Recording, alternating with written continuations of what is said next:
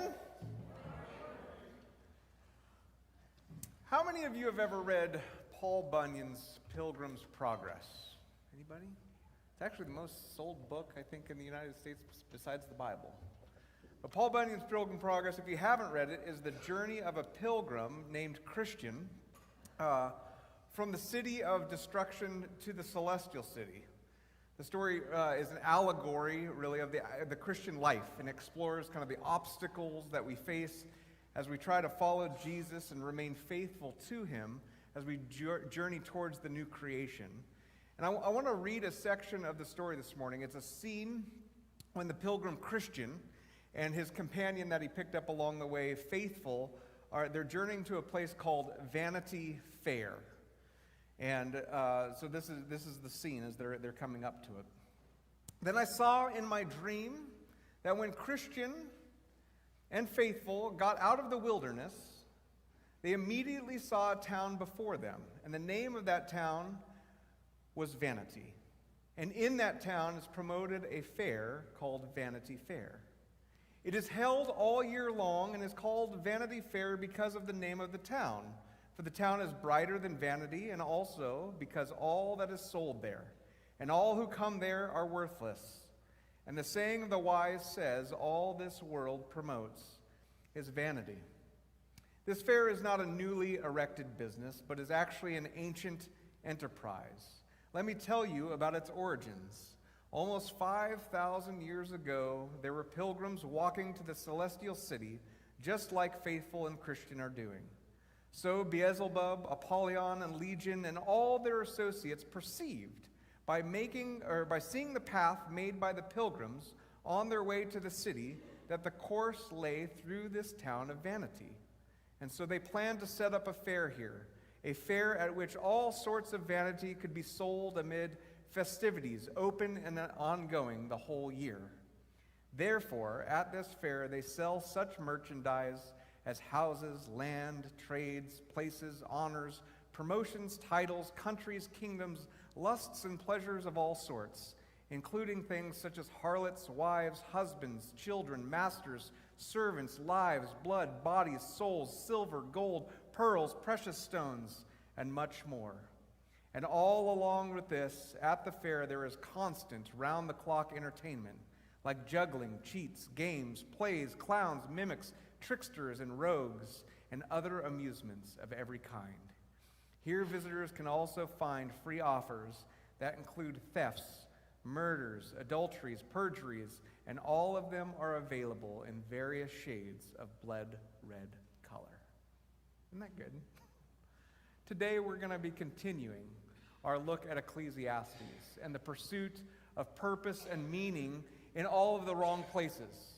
And so last week we looked at the pursuit or the chasing of wisdom and how it is like chasing after the wind. And this week we're going to look at the chasing of pleasure. And what we're going to find is that John Bunyan's assessment and critique of pursuing worldly pleasure is not unlike that of the teacher in Ecclesiastes. In fact, Bunyan borrowed from Ecclesiastes when he named the city and the fair Vanity, because that's that translation of that Hebrew term Hevel that we discussed a few weeks ago. And so with that, I want to jump into the text. And so if you have a Bible, we're going to be in Ecclesiastes chapter 2, beginning in verse 1. Now the teacher, he's kind enough this week to start us off with a thesis statement up front again. And so here we are in verses 1 and 2, where he says, I said to myself, come now, I will test you with pleasure to find out what is good. But that also proved to be meaningless. Laughter, I said, is madness, and what does it accomplish? And so the teacher, he's going to set out on a pleasure experiment. And we're going to look at the details of that here in a bit. But before you think, hey, I should try that, that sounds like a lot of fun. What we're going to see is that he evaluates the whole experience as vanity, as Hevel, and we would be wise to learn from his example rather than our own experience. So I want you to say it with me one more time today. Hevel, Hevel, everything is Hevel. So we're going to see, as we look at the details of the teacher's pleasure experiment, that there's really no stone left unturned as he tries to pursue meaning and purpose through pleasure this morning, through this exploration that he's going to go on. But at the end of it, he stops and he goes, this laughter is madness. And really, what does pleasure accomplish? Which is a pointed question. And I'll be honest, that question stung for me a little bit as I was studying this week. Because if I'm honest about the rhythms of my life, it's really like I work so that I can have the means to enjoy a little pleasure. Anybody else that kind of feels like how you operate? But if that means that I worked and pleasure is really meaningless and serves no purpose, then does that mean I worked for nothing? And that hurts a little bit. But if you think about it, that idea or that pattern is really what undergirds a lot of how our society functions. Right? We either live for the weekend, or for those of us who are maybe a little more disciplined, you live for retirement. And I think the teacher would actually really ask, well, what's the difference? Because Monday always comes, and those of us who make it to retirement rarely have the health to enjoy what we saved for. I got to sit with an individual, and we talked, and luckily he had a good humor about it. We laughed about it a little bit this week. But as a pastor, I've seen it time and time again. Men who worked their whole lives saving, dreaming of fishing, only to sit there, not have the health to be able to go out on the boat and pick up the rod. It's hevel. And so this idea of living for pleasure, whether it's the weekend and really short term, or even if you have a longer term outlook and think of retirement, the teacher wants to challenge this morning to say, is that really where meaning and purpose is going to be found? And so with that, I want to jump into this pleasure experiment, and I think through it, the teacher is going to expose 4 fleeting pleasures. And the reason I'm calling them fleeting is that they do actually provide momentary enjoyment. But like smoke, it slips through our fingers, and we can't actually grab onto it. It doesn't provide us anything that will last. And so they do not produce that lasting joy. And I think what we're going to find this morning, too, is if they become the object of our ultimate pursuit, not only will it leave us empty, but it can actually be quite harmful to us. And so with that, let's look at the first fleeting pleasure that the teacher tries, and that's the use of substance in Ecclesiastes chapter 2, verse 3. I tried cheering myself with wine and embracing folly, my mind still guiding me with wisdom. I wanted to see what was good for people to do under the heavens during the few days of their lives. And so the teacher, right, he goes to the goblet. He drank wine, and probably not a little, as he uses the phrase of embracing folly. Right? He wanted to explore, is this good for our few short days on the earth? But again, like the rest of his experiment, what we're going to see is it really wasn't. And the pleasure was temporary. And I want to key in on that phrase, my mind still guiding me with wisdom, because the teacher, he goes into this experiment with intent, but I often kind of scoff at this phrase a little bit, because I actually think he's lucky to come out of this experiment to write about it. Right? Because there's far too many people who retreat into a bottle, never crawl out. And there's so many drugs out there that are so addictive. Once they get their claws into people, they never escape. Some of these illicit, some of them prescribed. And that's the problem with substance. It offers momentary pleasure, but actually leaves us with less. Right? It'll eat up our finances, sap us of our health, destroy our relationships. Something that falls into this category that the teacher didn't have to deal with, but is with us every day, is really digital content. Brain science is showing how addictive smartphones and social media can be. How many of you have small children? I got a 7-year-old, and you know what the temptation is just hand them the phone, right? Leave them in front of the screen all day, every day, just eating that stuff up.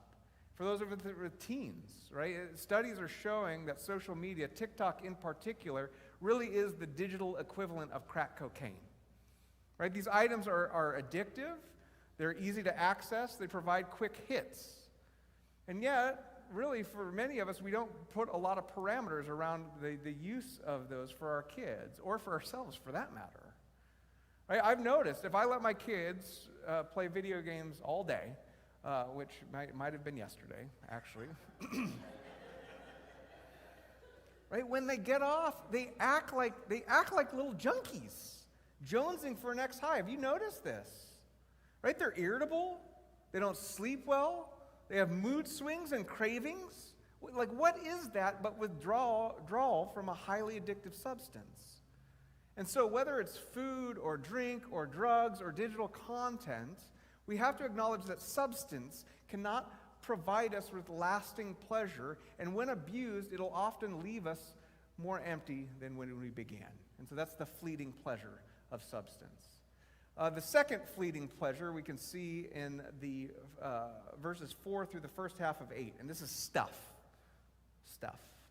I undertook great projects, the teacher says. I built houses for myself and planted vineyards. I made gardens and parks and planted all kinds of fruit trees in them.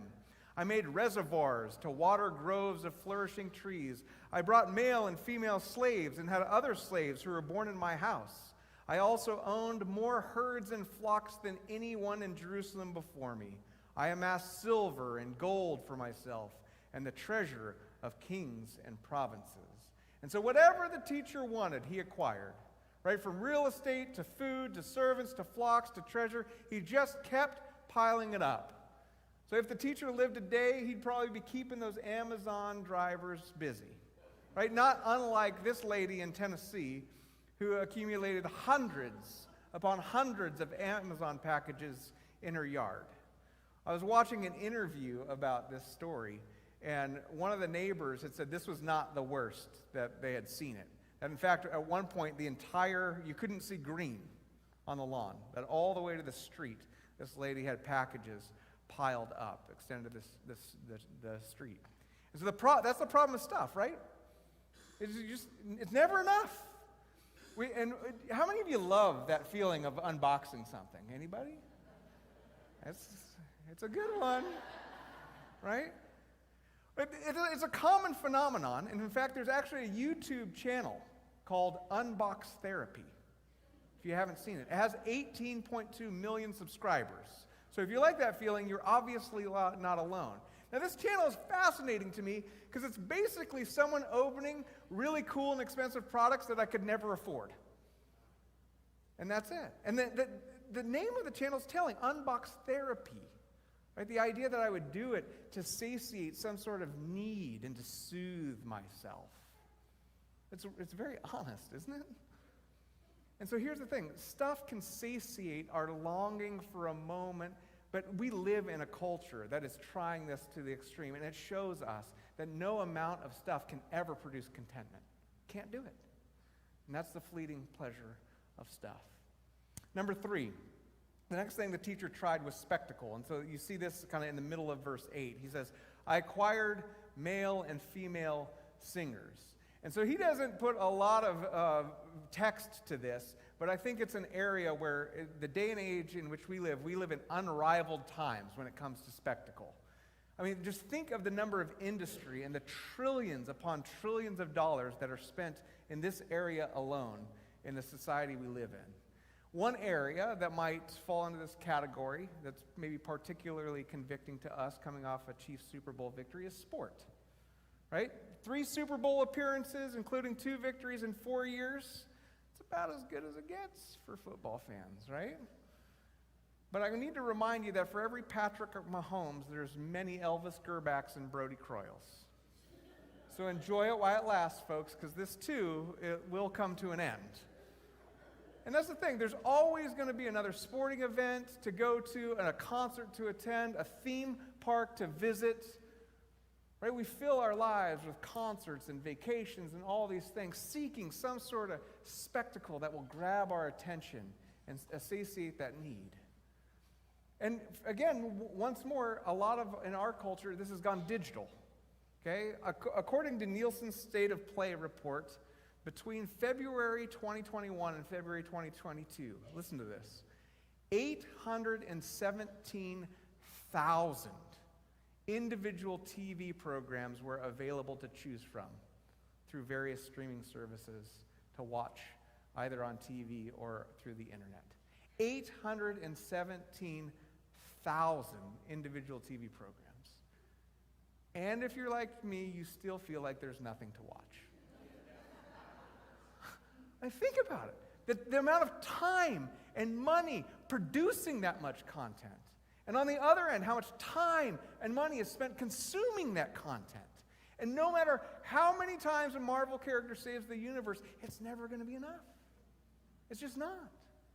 So why? Why is all of this so appealing? The spectacle, whether a sporting event, a concert, or a movie.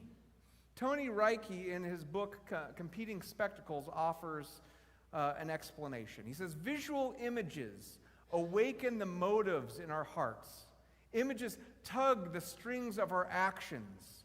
Images want our celebration, our awe, our affection, our time, and our outrage. Images evoke our conscience, our approval, our buy-in, our spreading power, and our wallets.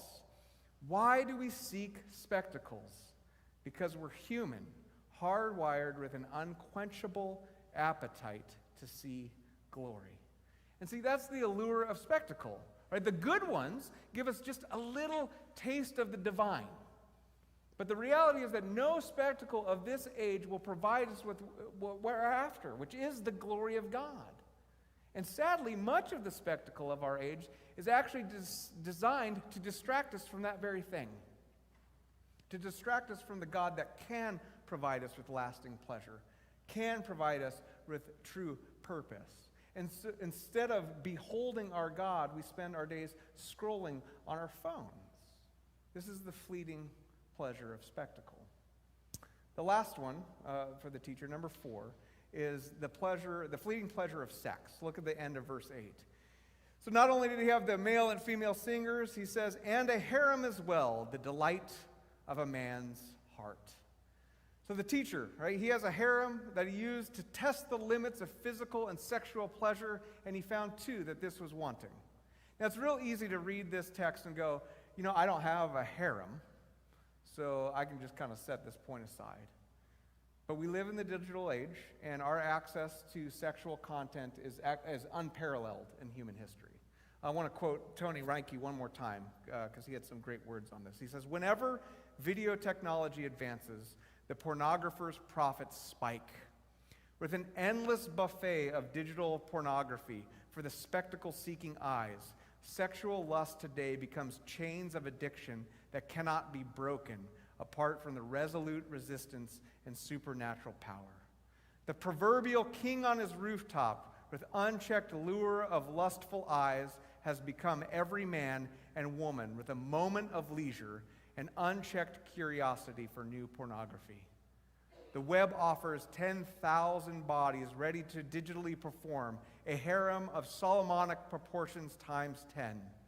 The smutty pornographer, the risque ad man, the naive woman, each wield wattage of lust-awakening power with charged fallout that none of them fully understand. Grabbing the eyes and attention, yes, while also hardening the hearts, eroding marriages, objectifying the female body, and impeding the private sanctuary of sexuality necessary for marriages in any culture to endure and thrive. So that's where it begins, right? It's the click of a mouse. Did any of you remember that show, To Catch a Predator? Chris Hansen, Dateline NBC. Right, so Chris and his team, what they do is get online chat rooms and basically find people who were seeking to have illicit encounters with young children.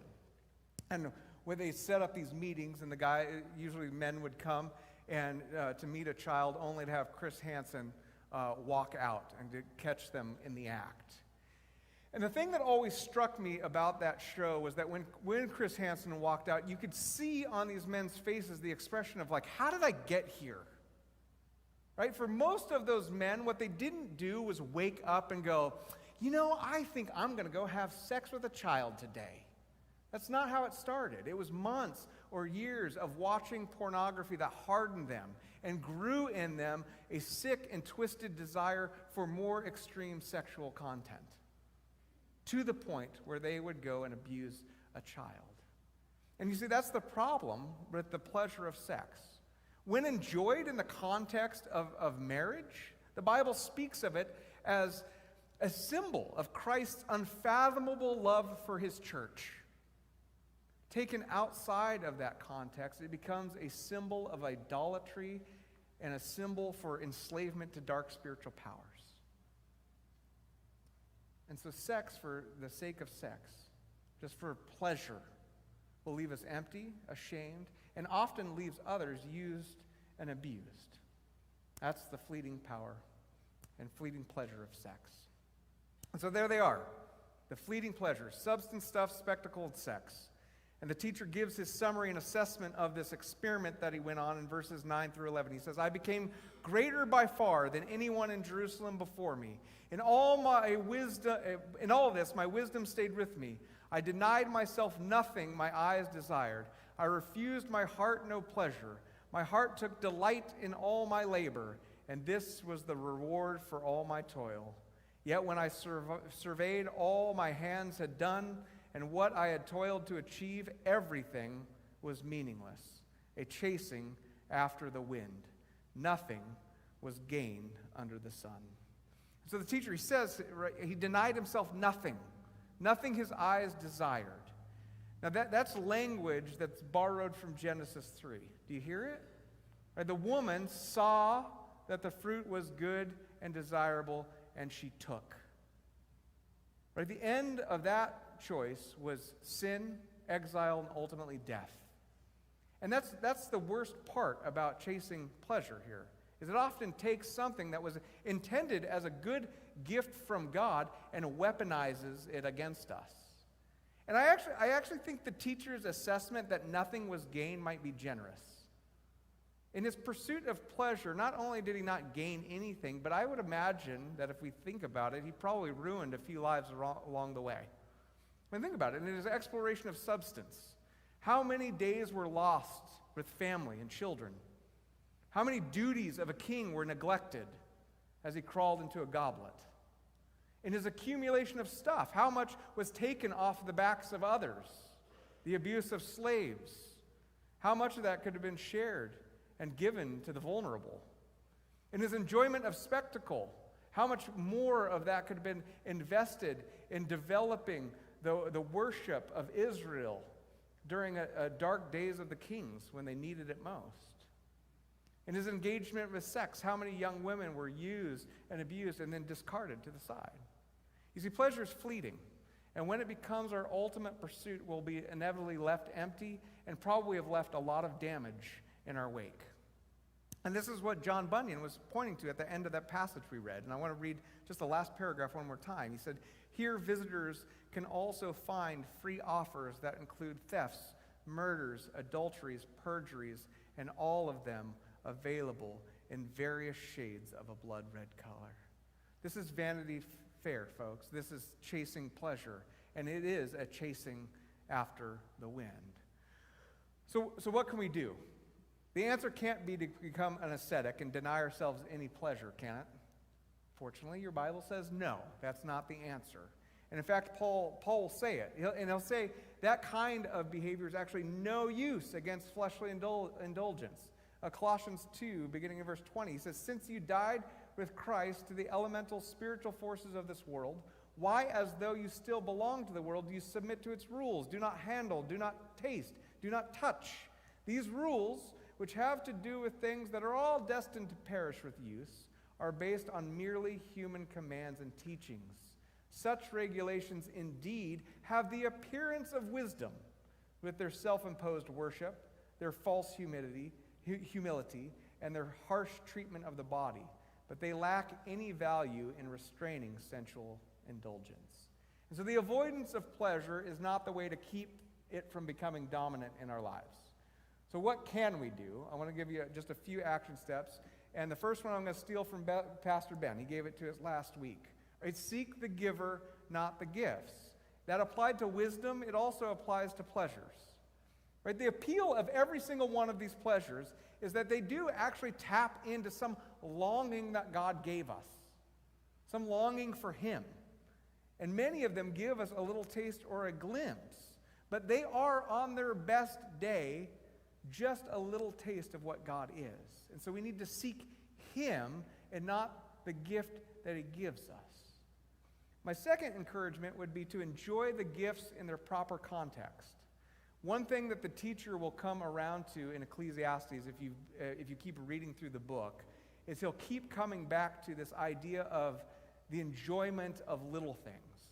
And so he'll encourage people to eat their bread and to drink, enjoy a sunrise, sleep with your wife, for crying out loud. Like, these are things that he keeps coming back to say, hey, in the face of Hevel, in the face of darkness, what you need to do is enjoy the little things of life. And as such, it can actually be a way of rebelling against the brokenness and darkness of the world, is to eat, drink, like enjoy a good meal, make love to your spouse. That can be an act of rebellion against sin and death in our world. And so enjoy those gifts, but in their proper context. And the third thing I'd encourage you to do, especially during this Lenten season, is to just push pause on pleasure. If you're here and you're concerned that maybe a pleasure in your life that falls into one of these categories and that you're just chasing it for pleasure's sake, just pause on it. Right? Not necessarily have to get rid of it completely forever, but the season of Lent really encourages us to fast, to put a stop to those things that can pull our attention away from God. And if that proves difficult, it's probably a sign, right, that though those pleasures you can't grasp completely, they'll slip through your fingers, they can certainly get their grip on you. They can do that. And so just pausing and fasting from those can be a way of breaking that grip and really putting those things back into the proper context that God intended for us. Because we'll never find lasting joy in the fleeting pleasures of substance, stuff, spectacle, and sex. That joy is only found through the sacrifice of the Lord Jesus Christ, who gave himself in love for those who didn't deserve it. Right? And in doing so, he secures for us, right, a pleasure and a purpose that we can hold on to. Something that's not chasing after the wind. Can we pray?